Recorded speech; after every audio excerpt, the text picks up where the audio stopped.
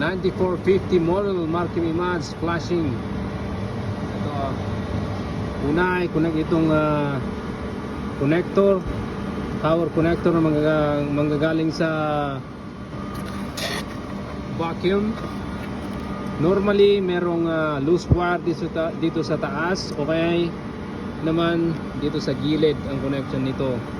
Katapos yan, may dalawang hose na manggagaling dito sa box. Yung isa papunta rito sa drain ng printer, tapos yung isa papunta dun sa waste collector.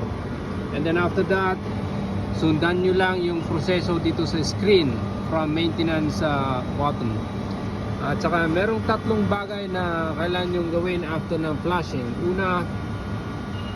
Una itong ink filter kailangan yung palitan, at saka isang air filter dito sa underneath nitong assembly na ito.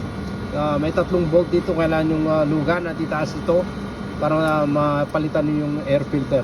At huli itong air filter na ito. Yun lang po, boss. Salamat.